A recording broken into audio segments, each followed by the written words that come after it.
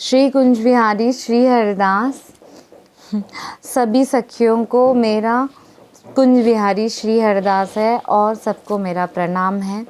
सबके हृदय में बैठे हुए बिहारी बिहारिन और स्वामी जी महाराज को मेरा दंडवत प्रणाम है। हाँ, आज मैं जयदेव जी का चरित्र बोलना चाहती हूँ, क्योंकि कब से बिहारी जी चाहते थे कि मैं जयदेव जी का मतलब उनका चरित्र बोलूं, लेकिन हो नहीं पाया, कह नहीं पाई। बिहारी जी की इच्छा थी कि मैं बोलूं, लेकिन हो नहीं पा रहा था, समय नहीं हो पा रहा था, इसलिए तो आज कहती हूँ।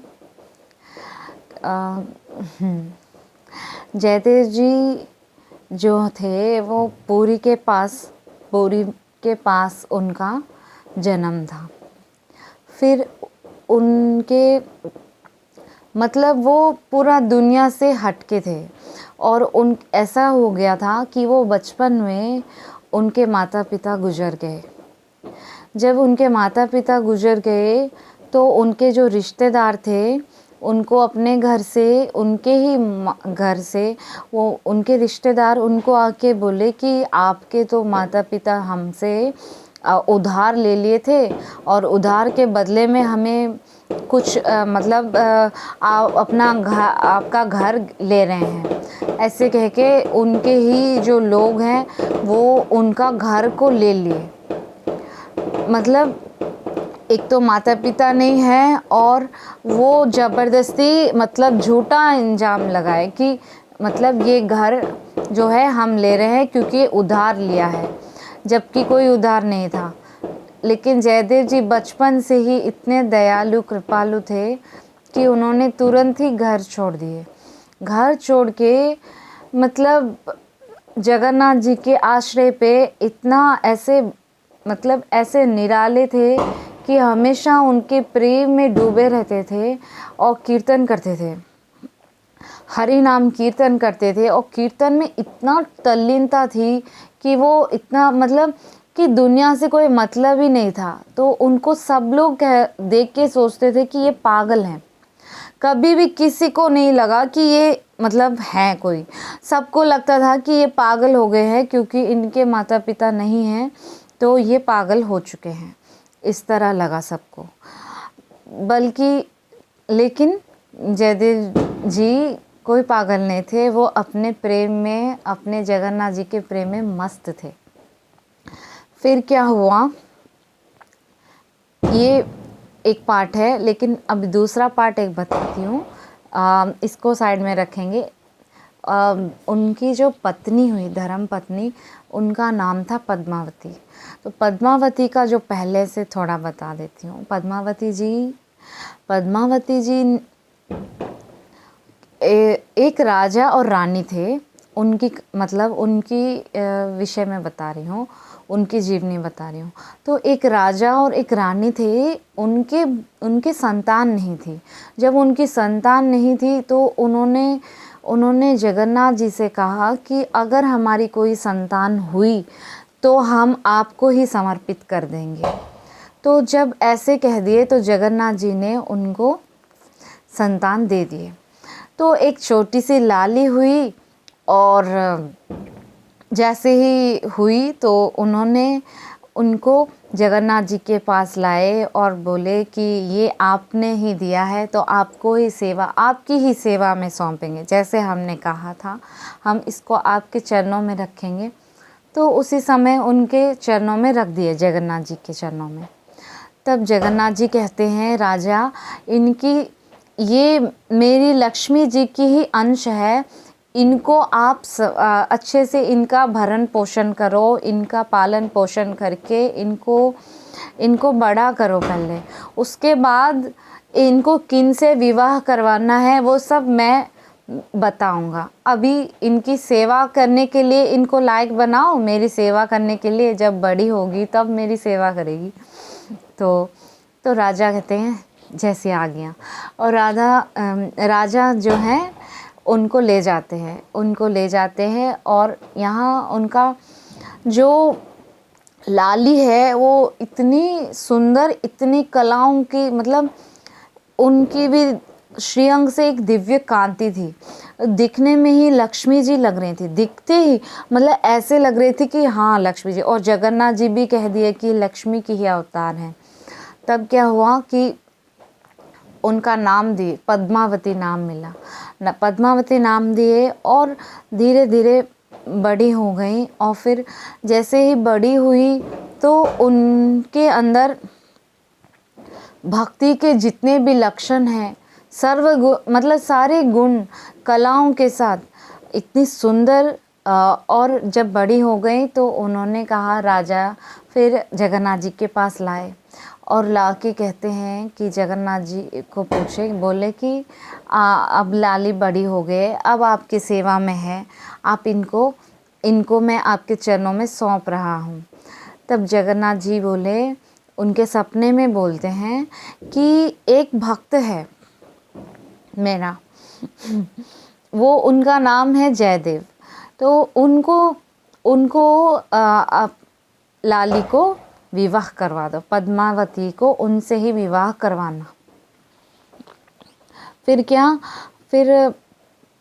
फिर वो जाते हैं वहाँ, देखते हैं कि कहाँ पर है जयदेव जी। जब देखते हैं तो जयदेव जी का कोई घर नहीं है, कुछ नहीं है, वो अपने मस्त रहते हैं, उनके पास कुछ भी नहीं है और पागल ही लग रहे थे। तो उनके पिताजी देख लेते हैं और बोलते हैं कि अरे उनकी जो रानी है, राजा रानी है ना, हम तो रानी कहती है, जो पद्मावती की मैया हैं, वो बोलती हैं कि अरे ना घर है ना द्वार है, कुछ नहीं है। हाँ, अपनी देखो लक्ष्मी जैसी बेटी को उनको कैसे विवाह करा दें, ये सोचते हैं।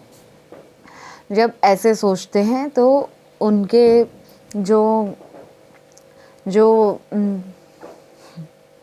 हाँ, तो जब ऐसे सोचते हैं, कुछ दिन बाद फिर जगन्नाथ जी सपने में आते हैं।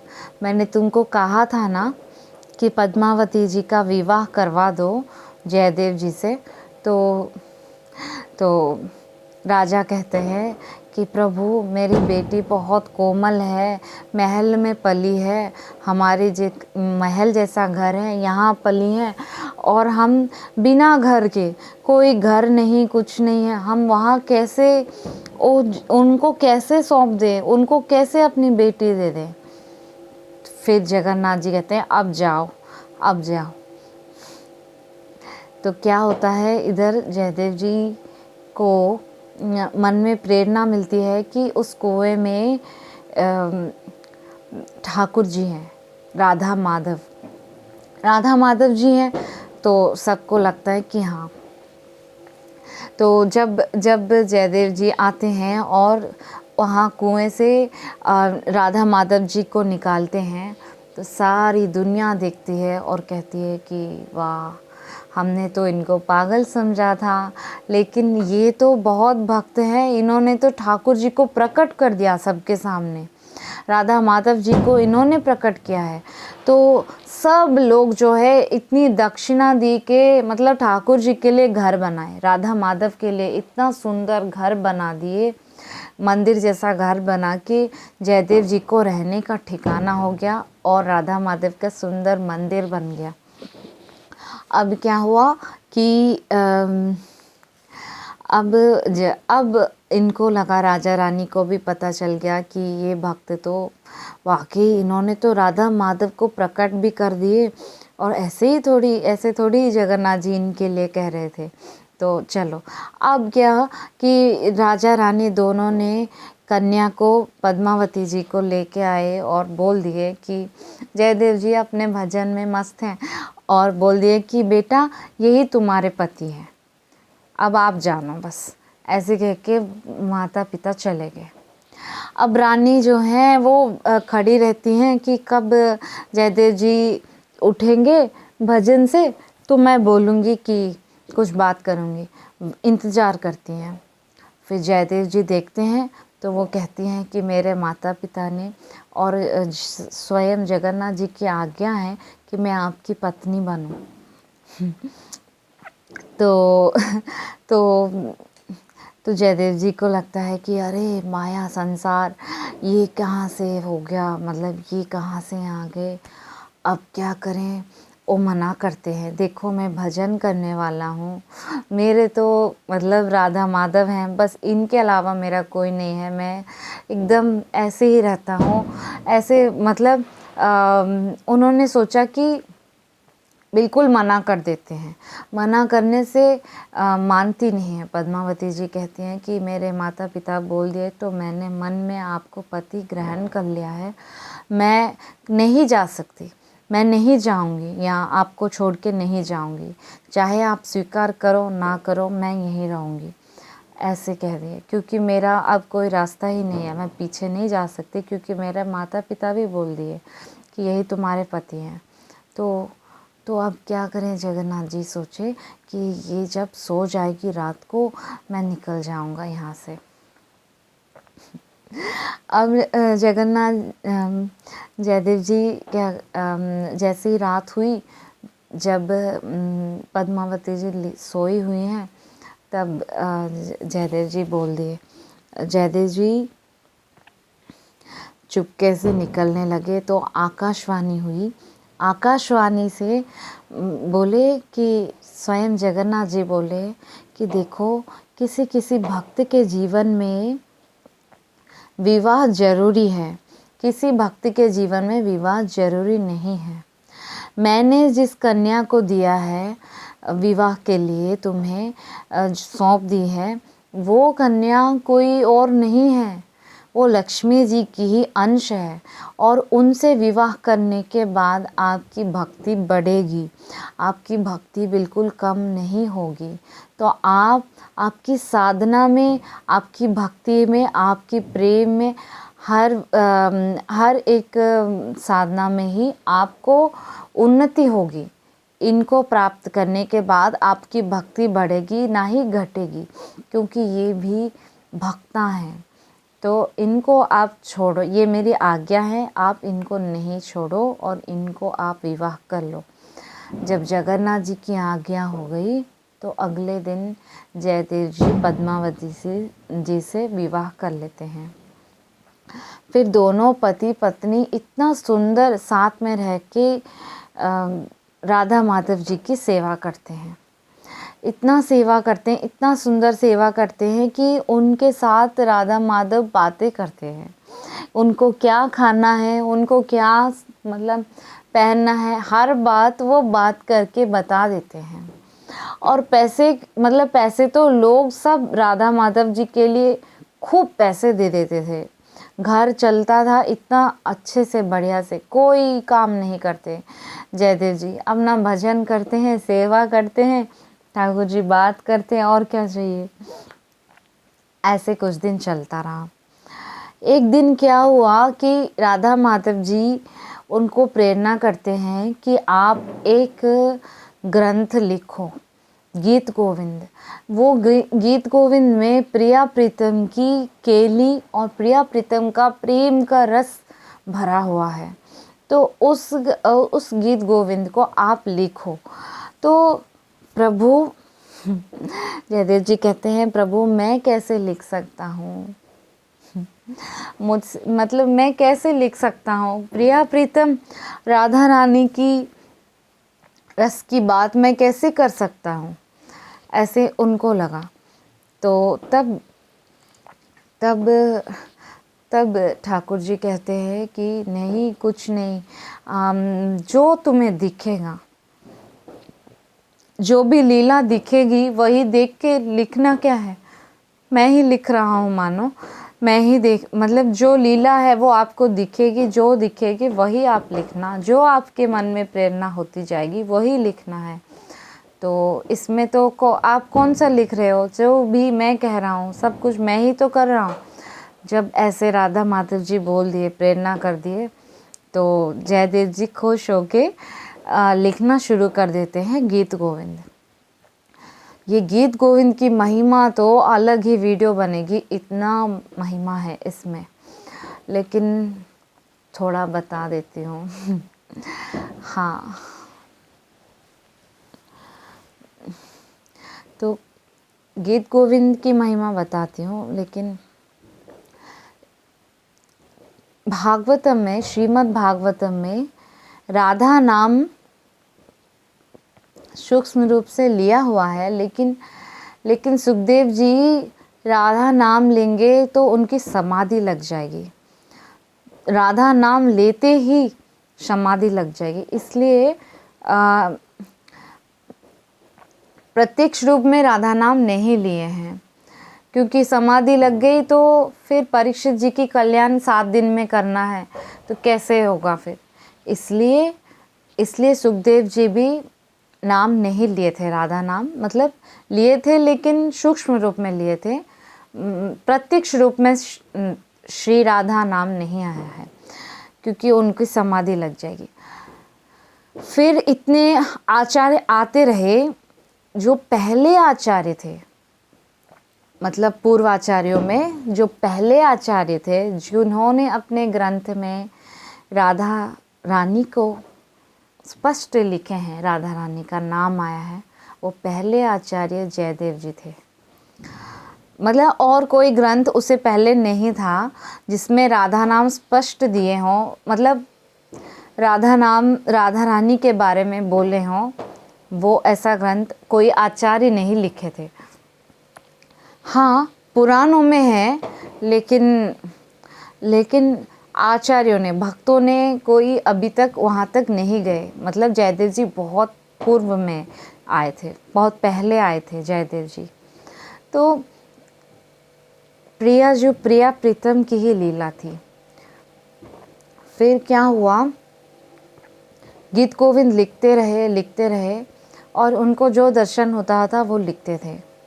तो उसमें लिखते लिखते एक लीला ऐसे हुई कि लाल जी जो हैं वो सखी के पास चले जाते हैं, एक गोपी के पास जाते हैं और उनके साथ रात में रुक जाते हैं। इधर प्रिया जो उनकी प्रतीक्षा करती हैं, पूरी रात प्रतीक्षा करने के बाद वो बहुत विरह में रहती हैं।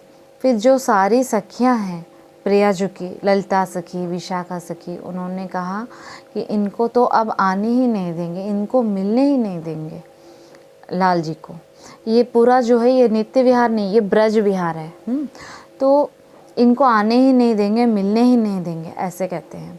तो क्या हुआ, सुबह होती है और लाल जी आते हैं प्रिया जी से मिलने के लिए, दर्शन के लिए।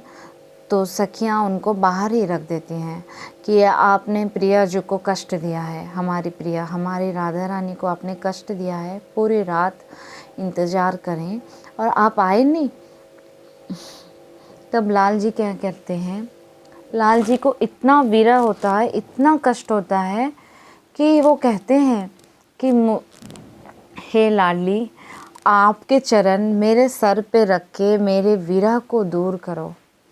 अगर आप अपने चरणों को मेरे सर पे नहीं रखोगे तो मेरा सर जो है वो फट जाएगा, खंड खंड हो जाएगा, ऐसे लाल जी कहते हैं।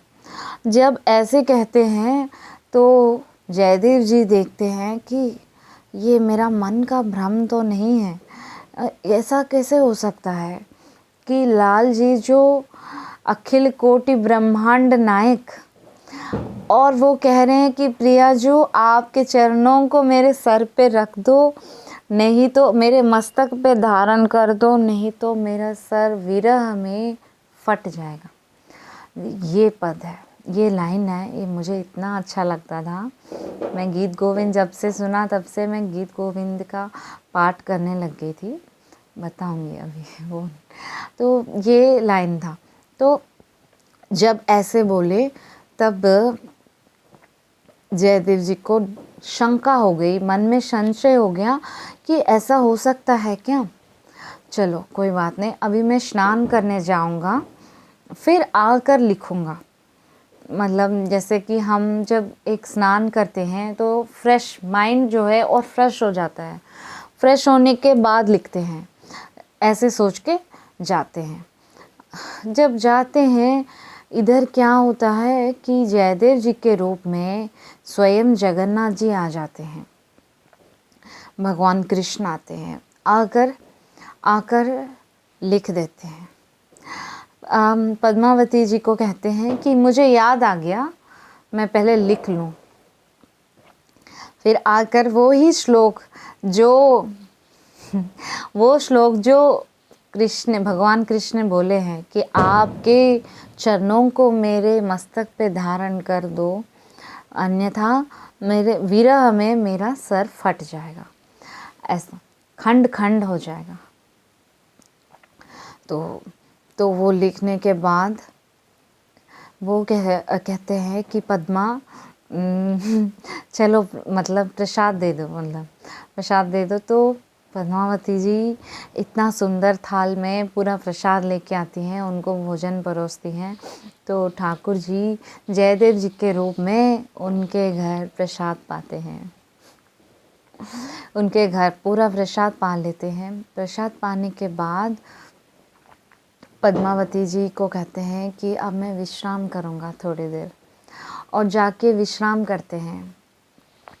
लाल जी का जो कक्ष है, लाल जी का नहीं, जयदेव जी का जो कक्ष है, उस कक्ष में ही सो जाते हैं, सो गए।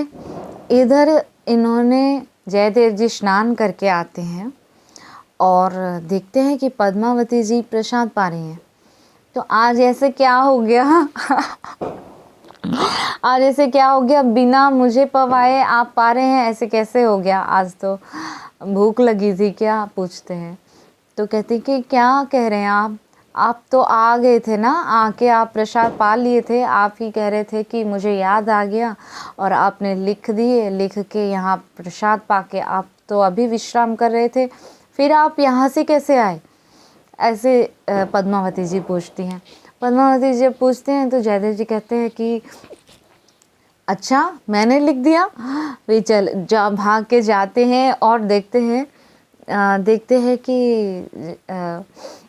उसमें वो स्वयं भगवान कृष्ण ने ही उस गीत गोविंद में अपने हस्ताक्षर में वो पद लिखे थे। तो पहले आते हैं जयदेव जी, आके एकदम लंबी साष्टांग दंडोत करते हैं, अपनी पद्मावती जी को चरणों में एकदम दंडवत करते हैं कि जो दर्शन तुमने पाए ना, वो साक्षात स्वयं कृष्ण आए थे और उन्होंने ही गीत गोविंद लिख के चले गए। अरे सबके सब मतलब दोनों आनंद उत्साह से भर जाते हैं, उनका हृदय आनंद उमंग हृदय में भर जाता है, प्रेम से भर जाते हैं। तो गीत गोविंद पूरा लिखने के बाद फिर गीत गोविंद लिखने के बाद सब लोग उसको सुनने आते हैं जयदेव जी के पास, और जयदेव जी सबको सुनाते थे प्रेम से, और सब एकदम मतलब मुग्ध हो जाते थे। जब गीत गोविंद गाते थे तो जयदेव जी और पद्मावती दोनों बैठ के साथ में गाते थे, इतना सुंदर प्रिया प्रीतम की लीला गाते थे कि सब लोग सुनते थे। तो ये ऐसा है कि जब भी गीत गोविंद गाएंगे तो तब स्वयं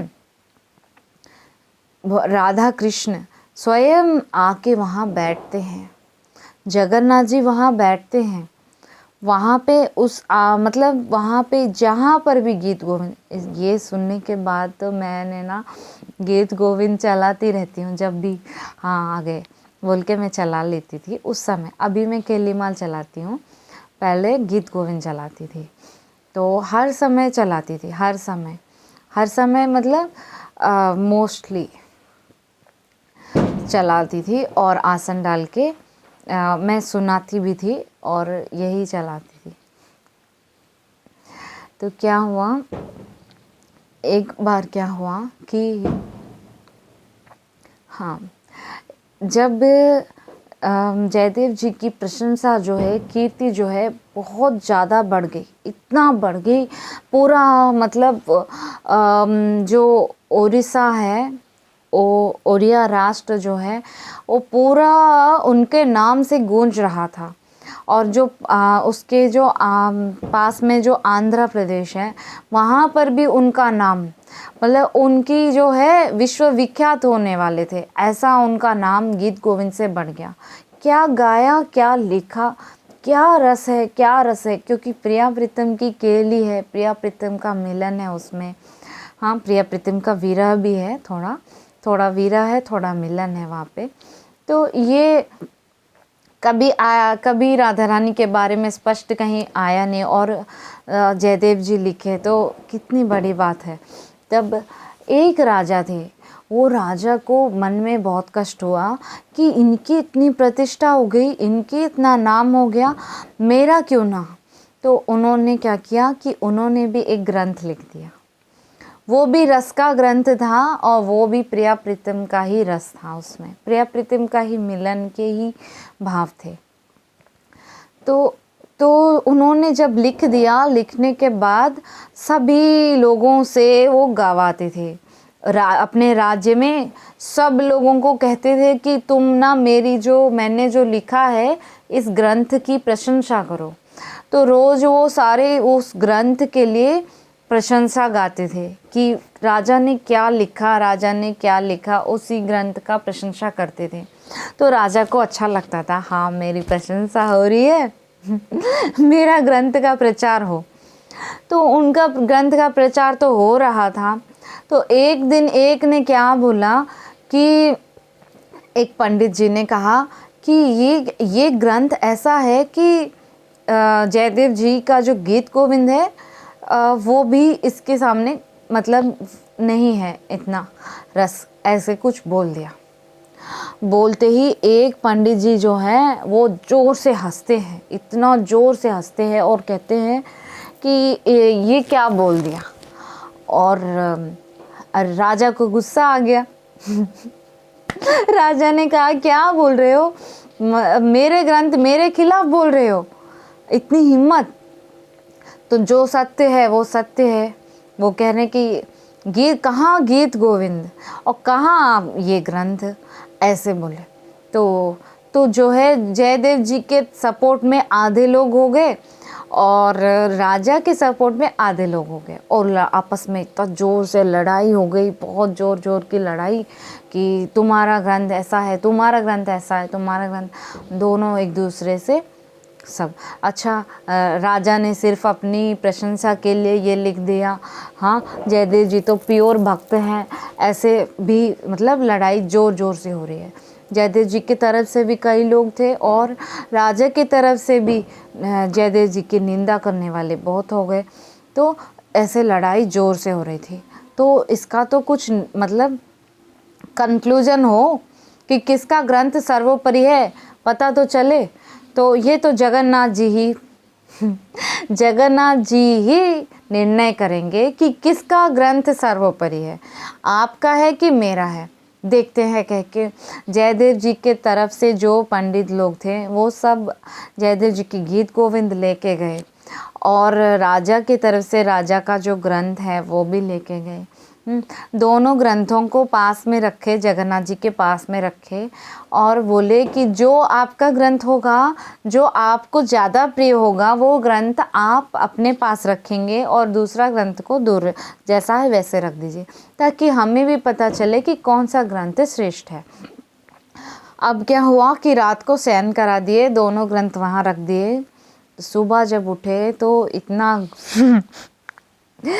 ऐसा हो गया कि वो जो जयदेव जी का ग्रंथ है वो जगन्नाथ जी अपने हृदय से लगा के थे, ऐसे रखे थे, छाती से लगा के गीत गोविंद जी को लगा के रखे थे। और जो दूसरा ग्रंथ है राजा का, वो उस कोने में, मंदिर के किसी कोने में रख दिए, पूरा कोने में रख दिए कि नहीं। तो राजा को इतना अपमान हुआ, कि जाके पुरी में था, तो पुरी के समुंदर है वहाँ पे कूदने के लिए चले गए कि मेरी इतनी अपमान किए, जगन्नाथ जी इतना तो कर देते, कम से कम उसको उस कोने में डालने की क्या ज़रूरी थी। हाँ, कहीं और रख देते कि हाँ ठीक है, लेकिन मेरे को अपमान किया जगन्नाथ जी ने। इस अपमान को सहने की शक्ति मेरे पास नहीं है। और जो राजा है, राजा थोड़ा भक्त भी है लेकिन ईर्ष्या कर रहे थे। जयदेव जी की ईर्ष्या कर रहे थे, इसीलिए उनको ऐसा लीला हुई। लेकिन वो भी भक्त थे, राजा भी भक्त थे। तो क्या हुआ, जगन्नाथ जी कहते हैं पंडित जी से, अपने पुजारियों से कहते हैं कि वो राजा जो है वो वहाँ समुंदर में अपने प्राण त्याग करने गए हैं, उनको ज़बरदस्ती लेके आ जाओ, उठा के ले आओ यहाँ मेरे पास। तो पंडित सारे जो हैं वो बहुत हट्टे कट्टे हैं और सब जाके उनको लेके आ जाते हैं, उठा के, सीधा राजा को उठा के। क्योंकि ये जो पुजारी हैं जगन्नाथ जी के, ये जगत के नाथ के हैं, मतलब जगन्नाथ के हैं। तो ये राजा से थोड़ी डरेंगे, ये राजा के हैं, राजाओं के भी राजा हैं जो उनके हैं, इनको थोड़ी राजा से डर लगता है। तो ये तो राजा को उठा के ले आए और जगन्नाथ जी के पास रख दिए। अब जगन्नाथ जी कहते हैं, सुनो राजा सुनो, तुम किससे ईर्ष्या कर रहे हो? जयदेव जी जो गीत गोविंद लिखे हैं वो मुझे कितना प्रिय है, तुम्हें पता है? ऐसे कहते हैं। तो राजा कहते हैं कि राजा कुछ कह नहीं पाते हैं, चुप होकर सुनते हैं। तो राजा को कहते हैं जगन्नाथ जी, एक बार क्या हुआ कि एक मेरी भक्ता वो बैगन की जहाँ बैगन की जो फसल होती है, बैगन की जो गार्डन है, उस गार्डन में वो सहसा ऐसे ही गीत गोविंद गाते गाते वो वहाँ जो मतलब बैगन को तोड़ रही थी, तो गीत गोविंद गाते तो मैं उसके पीछे उसका गीत गोविंद को सुनने के लिए उसके पीछे चला गया और मतलब उनकी जो पटका है वो पटका पूरा फट गया।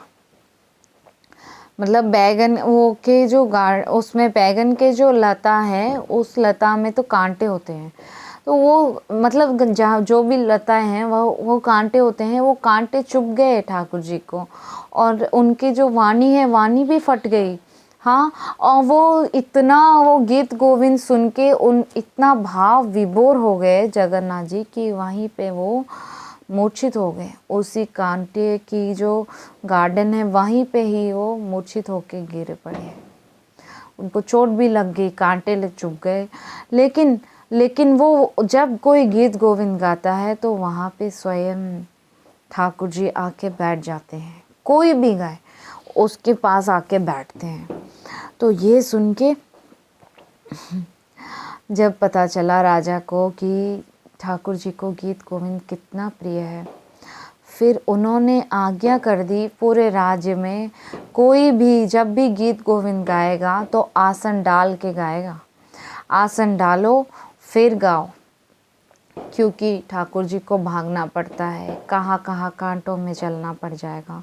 आप कहीं भी गा रहे हो तो वो कहाँ भागेंगे।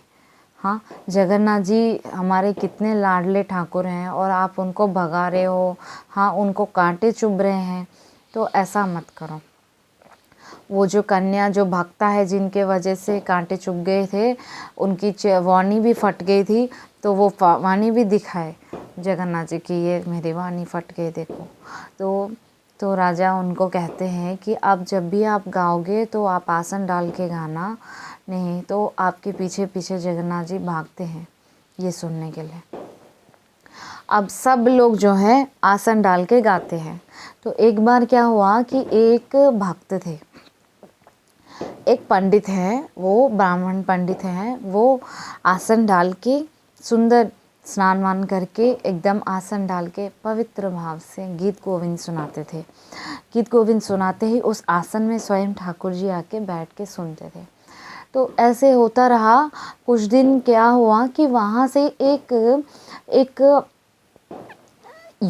मतलब मुस्लिम एक पठान युद्ध में सैनिक है, वो जाते हैं जाते रहते, उसी रास्ते से जाते हैं, तो उनको वो सुनाई देता था गीत गोविंद।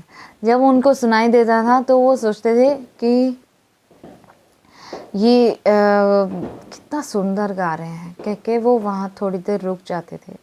और उनका नियम हो गया था कि वो रोज़ जाते हुए उनकी गीत गोविंद सुन के जाते थे। तो एक दिन उनका मन नहीं रहा, तो वो आके वो पंडित जी से कहते हैं, वो सैनिक जो है वो पंडित जी से कहते हैं कि प्रभु हमें भी ये सुना सिखा दो, हम भी ठाकुर जी को सुनाएंगे रोज़, क्योंकि हमको ये सुनने से इतना अच्छा लगता है कि हम इसको सुनाएंगे अपने ठाकुर जी को। तो वो कहते हैं कि और क्या करना है, क्या नियम लेना है ये पढ़ने के लिए।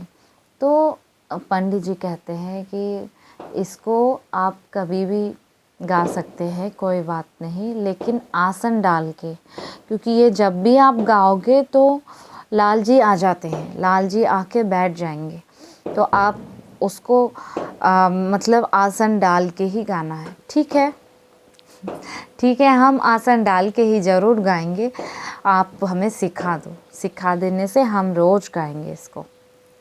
फिर पंडित जी उनको गीत गोविंद सिखा देते हैं, और वो जो युवा है, जो मतलब यौवन है, वो पूरा सीख लेते हैं और रोज़ अपने घर में गाते हैं आसन डाल के।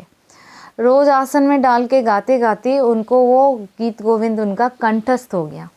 वो कंठस्थ होने के बाद क्या हुआ कि वो मुख में चलता था, तो फिर कैसे युद्ध में जाते घोड़ा पे, तो कैसे वहाँ गाने से तो ठाकुर जी पीछे पीछे भाग ना जाए, तो इसलिए क्या करें, अब वो आके उनको पूछते हैं, राजा को, राजा ने पंडित जी को पूछते हैं, पंडित जी हम कैसे गाएं, जब हम युद्ध में जाते हैं तो हम लाल जी को आसन कहाँ डालें, लेकिन अगर हम ना गाएं तो हमारी आदत हो चुकी है, हम तो निरंतर गाते हैं गीत गोविंद को, तो हम कैसे गाएं। तो तब इनको लगता है कि अरे कोई बात नहीं, हमारे लाल जी इतना कमज़ोर भी नहीं है, वो घोड़े पे भी बैठ जाते हैं, घोड़े पे आसन डाल दो, घोड़े पे आसन डाल देते हैं, अब रोज़ घोड़े में ही गा लेते हैं। घोड़े पे बैठ के जब सवार करते, सवारी पे भी, सवारी जा रहे हैं, युद्ध करते हैं, युद्ध चलता है और गीत गोविंद अपना चलता है। मतलब जो कंठस्थ हो जाता है, जो मुखस्थ हो जाता है, फिर वो कैसे निकलेगा। तो वो भी चल रहा है, ये भी चल रहा है, युद्ध भी चल रहा है और अपना गीत गोविंद भी चलता है। और गीत गोविंद आसन डाल दिए है ना, तो ठाकुर जी आसन में घोड़े पे बैठ के गीत गोविंद सुनते सुनते सारा युद्ध ही वो खुद ही कर देते थे। इनकी युद्ध, आधा युद्ध तो ठाकुर जी ही कर लेते थे, लाल जी ही उनको हेल्प कर देते थे। ऐसे ही हो गया। कई दिन बाद क्या हुआ, एक बार अचानक से ही उस व्यक्ति को खबर आती है कि अभी पहुंचना है, आक्रमण हो गया है। तो वो जो है वो जो मुस्लिम है, वो जाते हैं, तुरंत चलते हैं घोड़े को लेके, वो आसन डालना भूल जाते हैं, आसन डालना भूल गए। अब क्या हुआ, अब आसन डालना भूल गए, लेकिन गीत गोविंद गाना नहीं भूले। वो तो मुख से ऐसे निकल, आदत हो जाए ना किसी चीज़ की, तो फिर वो आदत कैसे छूट जाएगी। आदत तो वो घोड़े में बैठ के जब जा रहे थे, तो घोड़े में बैठते ही उनका गीत गोविंद पूरा निकल आया, और गीत गोविंद गाते गाते चल रहे हैं। तो गाते गाते चलने लगे, भूल गए कि ठाकुर जी के लिए आसन डालना है, लेकिन उनका ये है कि आक्रमण हो गया है, अब मुझे जल्दी से जाना है, ध्यान वहाँ है लेकिन गा रहे हैं। तो गाते गाते क्या हुआ कि जब गाते हैं तो तब लाल जी आ जाएंगे ना, तो उनके पीछे, उस यौवन के पीछे ही लाल जी नृत्य कर रहे हैं, नृत्य करते करते उनके पीछे पीछे जा रहे हैं। अब एकदम से इनको लगता है अंधेरी रात है, अंधेरी रात है और कोई है नहीं, तो ये घुंघरी की आवाज़ कहाँ से आ रही है। और जब पीछे मुड़ के देखा तो लाल जी नृत्य कर रहे हैं घुंघरू बांध के। जो देखा वो कभी देखा ही नहीं लाल जी को। लाल जी के सुंदरता को देख के नीलमणि उनको जैसे देखा, देखते ही मेरा फ़ोन भी गिर गया। उनको जैसे ही देखा वो बिहारी, वो जो कौन है, हाँ वो जो यौवन है वो एकदम से गिर गए। जैसे ही लाल जी को देखा वो गिर गए नीचे। घोड़ा भी गिर गया, घोड़ा ऊपर और वो जो मुस्लिम भक्त हैं वो नीचे। अब वो तो ऐसे गिरे पड़े हैं। लाल जी पास आते हैं, उनके पास आके उनको अपने गोद में लेते हैं। उस भक्त को अपने गोद में लेके कहते हैं कि मैं अति प्रसन्न हूँ, तुम जिस भाव से मुझे गीत गोविंद सुनाते हो ये मेरी आदत हो गई है सुनने की। अब मैं तुमसे इतना प्रसन्न हूँ, इतना प्रसन्न हूँ कि तुम जो चाहो वो मांगो, मैं जो चाहो वो दे दूँगा। तो वो कहते हैं, वो भक्त कहते हैं कि प्रभु बहुत युद्ध लड़ लिए, बहुत जीवन जी लिया, अब अपने लोक में अपने साथ रख लो, बस मैं गीत गोविंद सुनाता रहूं, आपके अपने साथ रख लो। तो ठाकुर जी कहते हैं कि हाँ हाँ, तो ज़रूर। जब ठाकुर जी क्यों नहीं, जब हम लाल जी मतलब जब हम ठाकुर जी को ही मांगेंगे तो ठाकुर जी बहुत ज़्यादा प्रसन्न होते हैं। तो ठाकुर जी और प्रसन्न होके चलो कह के उनको ले जाने, जैसे लेने वाले थे तब वो कहते हैं, वो भक्त कि प्रभु मेरा घोड़ा भी तो रह गया इसका भी तो, इसको भी, ये भी कितने दिन से आपका मतलब गीत गोविंद सुनता रहा। हाँ, और ठाकुर जी उसके ऊपर ही तो बैठते थे। तो ठाकुर जी बोले ये तुम ना भी कहोगे तो भी मैं इसको लेके जाता। फिर दोनों को अपने लोक ले गए। तो इनको तो प्राप्ति हो गई। तो इतनी महिमा है गीत गोविंद की। जो गीत गोविंद गाने से ठाकुर जी जहाँ गाने से वहाँ प्रकट हो जाते थे। तो जो गीत गोविंद लिखे हैं वो कैसे हैं, वो कैसे भक्त थे। अभी तो मैंने जो कहना था वो कहा नहीं। मैं क्यों जयदेव जी का चरित्र बोल रही हूँ, वो जो मेन बात है वो बताऊंगी, क्योंकि मुझे इतना हृदय को स्पर्श किया कि वो कौन सी बात है वो बताऊंगी। तो वो बताऊंगी जब वो पार्ट आएगा तब बताऊंगी। एकदम से चली जाऊंगी क्या, पूरी तो जीवनी बताऊंगी ना, इसलिए। तो क्या फिर राजा जो है एक एक जगह पे जाते थे, कोई कोई बुलाते थे कि प्रभु हमारे घर थोड़ा गीत गोविंद गाने आ जाओ। तो आंध्र प्रदेश से एक राजा बुलवाए, और कहाँ कहाँ से राजा बुलाते थे तो वहाँ वहाँ जाते थे, जाके वहाँ सुनाते थे। और गीत गोविंद सुनाते ही पूरा राज्य आनंद से प्रेम में डूब जाता था। तो बहुत सब लोगों को आनंद आता था। तो जब ऐसे होने लगा कुछ दिन बाद, तो एक राजा ने कहा कि जयदेव जी से बोले कि आप इतना प्रसन्न कर दिए कि प्रभु हमारी इच्छा है कि हम कुछ भेंट दें, कुछ सोना चांदी अपनी तरफ से एक पोटली बांध दिए, और बांध के बोले कि नहीं आपको ये ले जाना है, मना मत करिए। तो जयदेव जी तो इतने सहज, इतने अच्छे थे कि मना किए, फिर इनकी इच्छा के लिए, इनकी खुशी के लिए वो ले लिए कि इतना प्रेशर दे रहे हैं कि ले जाओ तो ले चलो, ले लेते हैं। उन्होंने ले लिए, जयदेव जी ले लिए, लेके जा रहे हैं। तो सैनिक भेज दें क्या आपके साथ, तो कहते हैं कि कोई ज़रूरी नहीं है, मैं ऐसे ही चला जाऊंगा। और वो अकेले ये सारा धन और ये जो सोना चांदी जो भी भेंट में दिए हैं वो सब लेके जा रहे थे। तो रास्ते में क्या हुआ, चार चोर आ गए। चार चोरों ने उनके पीछे पीछे जा रहे थे। तो जयदेव जी को पता चल गया कि ये हमारे लिए ही आ रहे हैं, इस धन के लिए। तो जयदेव जी कहते हैं कि ले लो, ये धन ले लो, ये आप इस धन के लिए ही तो आ रहे हो, ये धन आप ले लो, और मुझे नहीं चाहिए, ये आप ले लो, मुझे नहीं चाहिए, मैं तो बस मैं ऐसे, मुझे कुछ नहीं चाहिए, आप ले लो और आप खुश रहो। ऐसे कह के सारा धन दे देते हैं। सारा धन लेके, अरे चोर सोचते हैं कि कुछ भी कहना नहीं पड़ा, इतना सहजता से वो दे दिए, चलो कोई बात नहीं। वो लेके जाते हैं, वो चोर समझते हैं, सोचते हैं कि अगर ये राजा को बोल दिया तो हमारे बारे में, फिर वो तो हमें मृत्यु दंड दे देंगे, फिर हम इनका क्या करें। तो एक काम करते हैं, इनको मार दें। इनको मारना क्या है, मारना क्यों, तो एक काम करते हैं, ये कभी राजा के पास जाके कुछ बोल ना दे, इसलिए इनके हाथ पैर काट के कुएं में डाल देते हैं। तो जयदेव जी के हाथ पैर काट देते हैं, काट के उनको कुएं में डाल देते हैं। उनको कुएं में डाल देते हैं, पर वो जयदेव जी के आँख से एक आंसू भी नहीं आता है, उनको थोड़ा सा भी दुख भी नहीं होता है। ये सबसे बड़ी विलक्षण बात है कि उनको कुछ भी कष्ट नहीं हुआ, क्योंकि उनका जो मन है ना, उनका प्राण अपने हरि में है, अपने बिहारी बिहारिन में है, उनका प्राण तल्लीन है, उनके प्रेम में वो इतना डूबे हुए हैं कि उनको शरीर का कष्ट नहीं, पता ही नहीं चल रहा।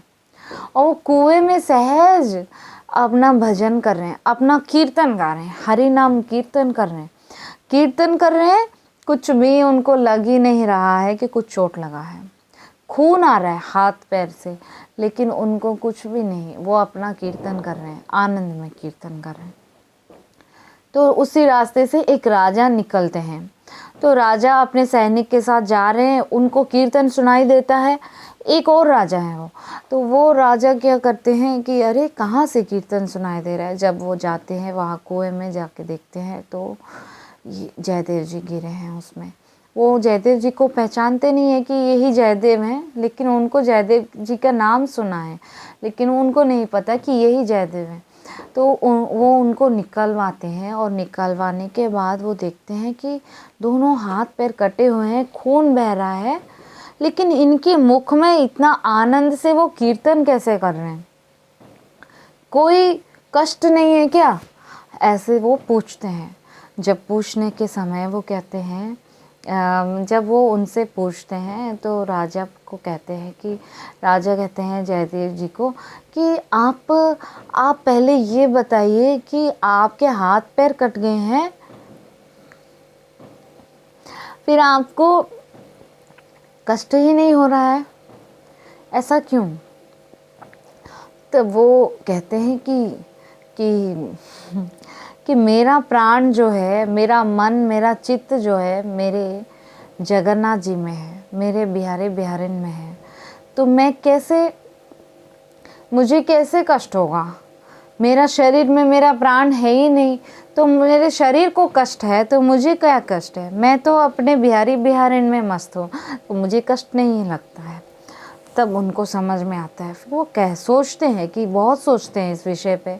जैसे बर्तन में कुछ रखें तो उसको उबालने से वो जो बर्तन के अंदर है वो भी गर्म हो जाता है। तो शरीर और तन और मन दोनों एक इंटर रिलेटेड हैं। जब तन को कष्ट मिलता है तो मन कष्ट हो जाता है, जब मन प्रसन्न रहता है तो तन भी प्रसन्न रहता है, ये दोनों इंटर रिलेटेड हैं। तो इनको कैसे हो रहा है, क्योंकि इनका तन से बिल्कुल कनेक्शन नहीं है, इनका पूरा अपने बिहारी बिहारिन में ही इनका प्राण चित्त लग गया है। मतलब इनकी स्थिति जो है बहुत ऊंची स्थिति थी, जयदेव जी की बहुत ऊंची स्थिति थी। तो जब वैद्य आते हैं, पर उनको तो ठीक करना है ना, शरीर से खून बह रहा है, तो वैद्य लेके आए, बहुत सारे वैद्य आए और बहुत अच्छे से इलाज कर दिए। उनका जो खून है बहना बंद हो गया, बंद होके हाथ पैर ठीक हो गए। मतलब हाथ कट गए लेकिन जो घाव है वो घाव भर गया, और वो फिर अपना भजन कीर्तन करने लग गए और कीर्तन भजन सत्संग सुनाते थे। तब राजा उनसे पूछते हैं जयदेव जी से कि प्रभु आप तो सहसा अपने प्रिया प्रीतम में मस्त हैं, उनकी लीला में मस्त हैं, उनके आनंद में डूबे हुए हैं, आप तो संत हैं, लेकिन मैं तो राजा रजोगुनी हूँ, मेरा कल्याण कैसे होगा। जब ऐसे बोलते हैं तो उनको लगता है कि हाँ, कि इनके अंदर ये है कि इनको कल्याण, इनको प्राप्ति के लिए इच्छा है। जब उनको पता चलता है, जयदेव जी कहते हैं कि आप ना साधु सेवा करिए, संतों की सेवा करिए, वो जो मांगे वो दीजिए, उनको सब कुछ दे दीजिए। आपका जो धन है वो अगर साधु सेवा में लग गया तो आपका कल्याण हो जाएगा। राजा कहते हैं हाँ, मेरे जैसे के लिए अच्छी सेवा आप बताए हैं।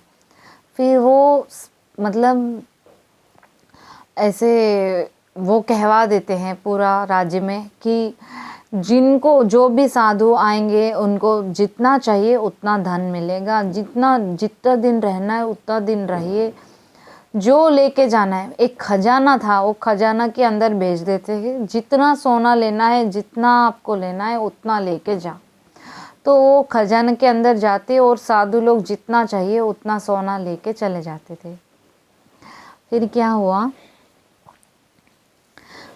हुआ कि सारे साधु जो हैं सोना को लेते जा रहे, सब मतलब जितना चाहिए उतना अपने, मतलब उनको अपना भजन कर पाए, जितना ज़रूरी है उतना लेके जा रहे थे। तो एक दिन क्या हुआ कि और भजन कीर्तन सत्संग इतना अच्छा सब कुछ चल रहा था। फिर एक दिन क्या हुआ कि वो 4 चोर जो थे वो सोचे कि हम तो चोरी करते हैं, इतना मेहनत करना पड़ता है, यहाँ तो साधुओं को जितना चाहिए उतना सोना लेके जा रहे हैं, तो हम क्यों ना साधु बन जाए। फिर ये 4 चोर साधु बन के आते हैं वो सोना लेने के लिए, और उन्हीं के पास आते हैं, जयदेव जी के पास ही आते हैं।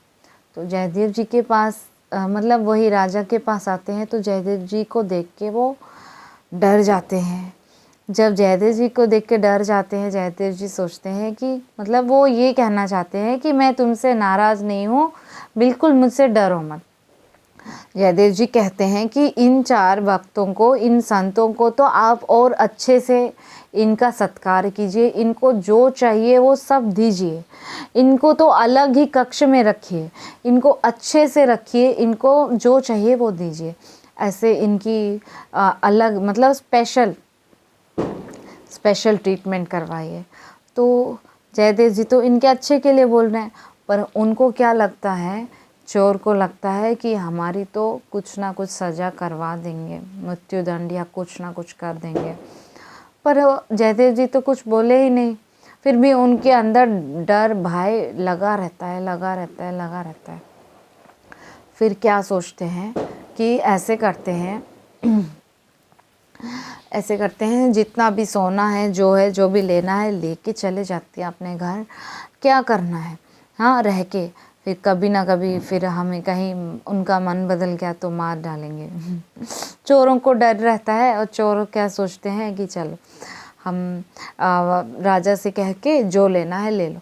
तो इन्होंने पूरा सोना चांदी जितना वो खजाने से लेना है वो सब इतना भर लिया, और इतना भर लिया कि ये 4 काफ़ी नहीं थे, इनको और 4 लोग चाहिए थी जो सैनिक थे, उनको भी रख के वो सब पैकिंग करवा दिए। और करवाने के बाद बोले कि हम नहीं रहेंगे, हम अपने घर जा रहे हैं। तो राजा कहते हैं कि जयदेव जी से कहते हैं, प्रभु आपने कहा था कि इनको रखने के लिए, पर ये जाना चाहते हैं।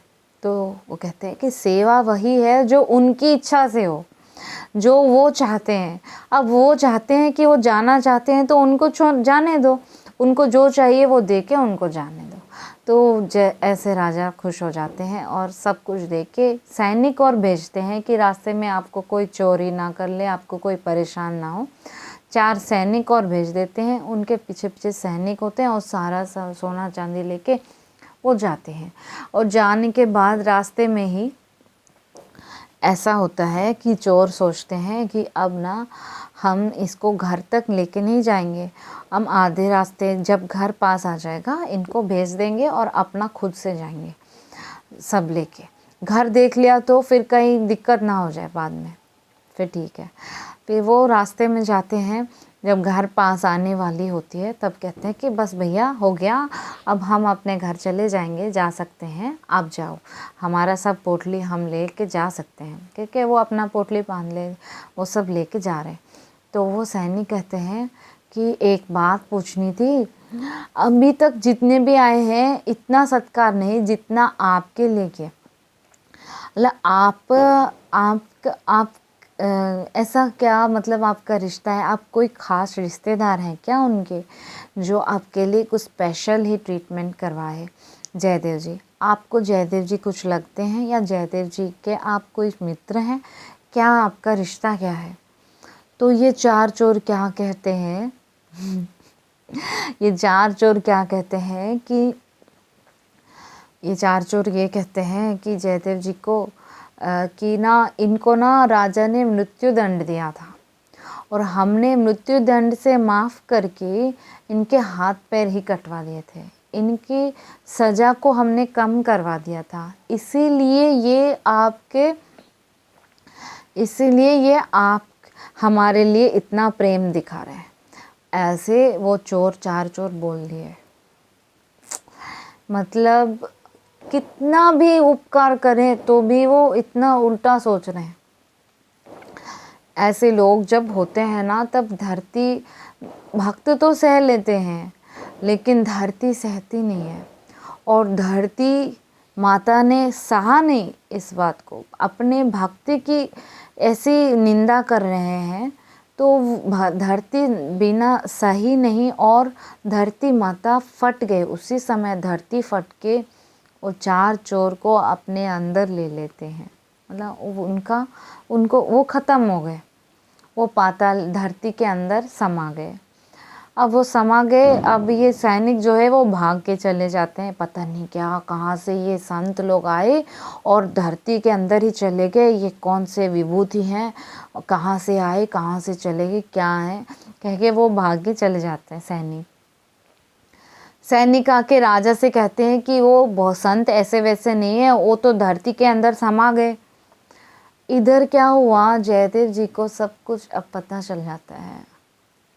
जब उनको पता चल गया, ये बहुत ही मेन पॉइंट है, जब जयदेव जी को पता चल गया कि उन चोरों को धरती माता ने अपने अंदर समा लिया है, उनको सज़ा दे दिया है। हाँ, और हम में से कोई भी होते अच्छा हुआ बोलते हैं हाँ अच्छा, ऐसे ही होना चाहिए, हमें इतना कष्ट दिया, हाँ, और उसको तो सज़ा मिलनी ही चाहिए। हमारे साथ कोई भी बुरा करते हैं ना, तो हम तो कहते हैं कि उसको तो जवाब दो, बिहारी जी आप जवाब दो, ऐसे बोलते हैं। लेकिन यहाँ जयदेव जी क्या कह रहे हैं, जयदेव जी क्या कह रहे हैं पता है, कह रहे हैं हे नाथ, उनको आप माफ़ कर देते, आप उनको क्यों ऐसे किया, आप उनको क्यों नहीं माफ़ किया। और ऐसे कहते कहते वो रो पड़े, आप क्यों नहीं माफ़ किया उनको। जयदेव जी उस भाव में रो गए, रो के छटपट हो रहे हैं, उनसे सहा नहीं जा रहा है कि वो चार चोर क्यों मर गए। वो चार चोर मर गए कह के ये इतना रोने लगे, इतना छटपट होके अपने जो जहाँ बैठे थे वहाँ से नीचे गिर गए, और ये से धरती से ही छटपट हो रहे हैं, मतलब धरती से घिस रहे हैं अपने आप को, हाथ पैर घिस रहे हैं नीचे से। क्यों उनको ऐसी सज़ा दिया आपने, उनको माफ़ कर देते ना। संत का भाव, संत का हृदय ऐसा होता है कि हर एक को माफ़ कर देते हैं, चाहे वो कितने भी दुष्ट हों। तो जब ऐसे किया तो जगन्नाथ जी से बिल्कुल सहा नहीं गया, और जो छटपट हो रहे हैं, उन हाथ पैर घिस रहे हैं, तो उन्होंने क्या किया, हाथ पैर को वापस कर दिए, और हाथ जैसे का जैसा हो गया, पैर भी जैसे जैसे वैसे आ गए। इधर वो राजा जो थे वो देख लिया, और राजा बोले अरे ये क्या अद्भुत लीला है। वहाँ वो तो सैनिक वहाँ धरती में साधु धरती में समा गए, इधर आपके हाथ पैर आ गए, ये लीला क्या है प्रभु, हमें बताओ। तो जगन्नाथ जी को जयदेव जी बताते हैं फिर पूरी कहानी कि ऐसे ऐसे हुआ था, सब कुछ बताते हैं। तब राजा कहते हैं कि अरे आप जयदेव जी हैं, हमें पता ही नहीं था, हमने कभी पूछा भी नहीं। फिर हम पद्मावती जी को भी बुला लेते हैं, आप दोनों मिल के गीत गोविंद गाइए और आप दोनों मिल के गीत गोविंद गाइए और हम सब सुनेंगे, यहीं रहिए सब। और जयदेव उनको बुला लेते हैं, पद्मावती जी को बुला लेते हैं और जयदेव जी पद्मावती जी साथ में गीत गोविंद गाते थे और सब लोग सुन के बहुत प्रसन्न होते थे और बहुत अद्भुत आनंद पूरा राज्य में। और राजा को इतना प्रेम हो गया था जयदेव जी से कि वो एक क्षण भी उनको छोड़ के नहीं रहते थे। बस जयदेव जी सुनाते थे, गाते थे तो राजा उनसे सुनते थे, उनके पास रहते थे। ऐसे कुछ दिन हो गया तो एक बार क्या हुआ कि एक रानी, पद्मावती जी भी आ गई, एक जो राजा की जो पत्नी है वो कहती हैं पद्मावती जी से कि मेरे जो भैया हैं, मेरी जो भाभी हैं, 3-4 भाभी हैं, 3 भाभी हैं, मुझे याद नहीं, 3-4 भाभी हैं, वो तो मेरे भाई के मृत्यु का खबर सुनते ही एक ने आग में कूद गई, एक ने हाथ पैर काट लिए, एक ने मतलब अपने आप को मार दिए, जैसे भी किसी भी तरह तीनों ने अपना प्राण त्याग कर दिए। ऐसे कहते हैं कि मतलब कितनी पतिव्रता है, कितनी निष्ठा है, कितना प्रेम है कि वो अपने पति के जाते ही वो भी अपने आप प्राण छोड़ दिए। प्राण छोड़ने की मतलब प्राण त्याग करने की कोशिश किए हैं सारे तीनों पत्नी। मतलब उनकी भाभी के बारे में जो रानी है वो जयदेव जी की पत्नी पद्मावती जी से कहती हैं। तो पद्मावती जी कहती हैं कि अगर हम सच में पतिव्रता हैं तो हमारे जो पति हैं उनके मृत्यु होते ही हमें कुछ अलग से ऐसे मरने के लिए कुछ कोशिश नहीं करते। उनका प्राण चला गया तो वो अपने को पता चल जाता है और अपना प्राण अपने आप छूट जाता है, बिना अपने आप को सजा दिए ही अपने आप प्राण छूट जाएगा, क्योंकि हमारा प्राण उनके संबंध से प्राण से जुड़ा हुआ है। तो जैसे उनका जाना होता है वैसे ही हमारा प्राण भी छूट जाएगा। ऐसे कहती हैं पद्मावती जी। जब ऐसे कहती है तो उनको लगता है बड़ी आई ऐसे थोड़ी होता है, प्राण चले जाएंगे, अपने आप चले जाएंगे, इतना पतिव्रता ऐसे होता है क्या? चलो एक बार हम देखते हैं। एक बार बोलती हैं रानी उनको पद्मावती जी को ऐसे परीक्षा करने के लिए कहते हैं कि जयदेव जी अब नहीं रहे, वो पधार गए, पता नहीं कैसे क्या हुआ, ऐसे हो गया, ऐसे कुछ झूठ बोल दिया। तब पद्मावती जी कहती हैं कि नहीं, उनको कुछ नहीं हुआ है, क्योंकि उनका प्राण वो भक्ता थी, उनको सब कुछ पता चलता है कि अभी क्या हो रहा है। तो उन्होंने माना ही नहीं, ऐसा कुछ नहीं हुआ बोलती हैं। फिर दोबारा बोलती हैं, कुछ दिन बाद कहती हैं कि अभी जयदेव जी और राजा कहीं गए थे और जयदेव जी नहीं रहे, उनके साथ कुछ दुर्घटना हो गई, ऐसे बोल दिया। जब ऐसे बोल दिया तो तब पद्मावती जी को लगता है कि ये बार बार मेरी परीक्षा ले रही हैं, चलो इनको दिखा देते हैं। और तुरंत पद्मावती जी अब ना मतलब अच्छा मेरे प्राणनाथ चले गए तो मेरे प्राण क्यों, तुरंत उनके प्राण भी चले गए और वैसे कि वैसे उनके प्राण चले गए और वो वैसे रह गई। और देखा कि अरे ये तो सच में चली गई, ये तो ऐसे करके इनका तो मतलब ये तो बहुत बड़ी पतिव्रता है, इनके जैसा कोई नहीं है। अब रानी आके अपने गलती को स्वीकार करके राजा को बताती हैं।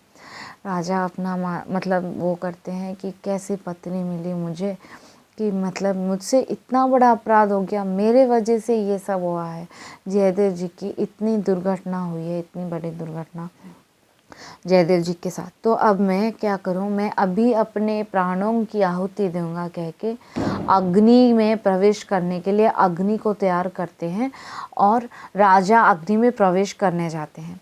तो जयदेव जी तुरंत आते हैं, कहते हैं क्या हो गया, क्यों कर रहे हो ये सब।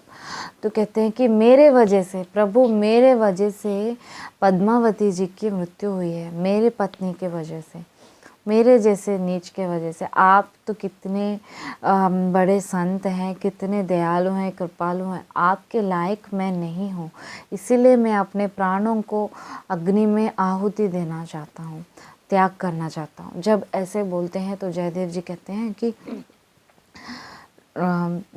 कहते हैं कि कुछ ऐसा कुछ मत करो, अभी पद्मावती जीवित हो जाएंगी, रुक जाओ।